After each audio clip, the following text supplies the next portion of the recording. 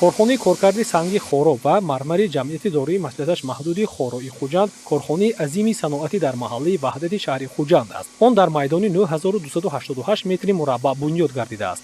ҳамин сангҳоро аз ҳамин кӯҳҳо канда мебиёрем. ҳаминҷа кор мекунем ва мекунем, хушрӯ мекунем сангҳоро. баъд мо диги ҷоҳо санг намебиёрем. ҳамин сангҳои худомонро истеҳсол мекунем. ҳамани сангҳоро сангҳои ашт, яъни шаҳристон, яъни худомо, ҳамаш сахти зура беҳтар. барои истихроҷ ва коркарди санги хоро дастгоҳу таҷҳизоти муосир насб гардидааст ва раванди истеҳсолот тавассути компютеридора ва назорат карда мешавад. бештари дастгоҳу таҷҳизоти корхона аз ҷумла дастгоҳи суфтакунӣ бори нахуст ба ҷумҳурӣ ворид карда шудааст. барои истеҳсоли масолиҳ дар ин корхона дар қитъаи хорокони ноҳияи Бобоҷон Ғафуров ва қитъаи равокани ноҳияи Ашт сангҳои табиӣ истихроҷ карда шуда дастрас карда мешаванд. захираи ашёи хом дар ин конҳо барои беш аз 50 сол кофӣ мебошад.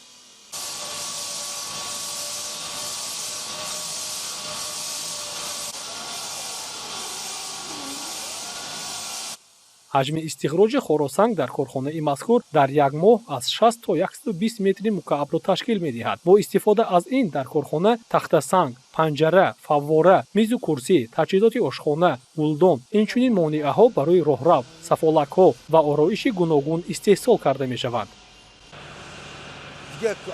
диги ҷоҳо харидан лозим несту, ҳаминҷаро истеҳсол карда мекунем, чунки айни худомон бошад беҳтар дебо.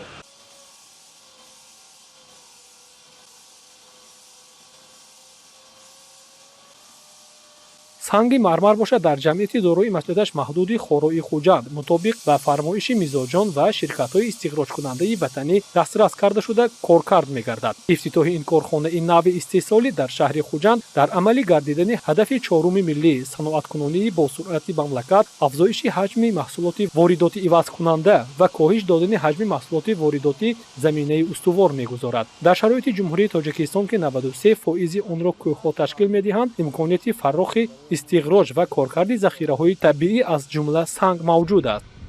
гузориши Луқмонҷӯраев, Шаҳроми Комилзод, Бурҳон Бурҳонов.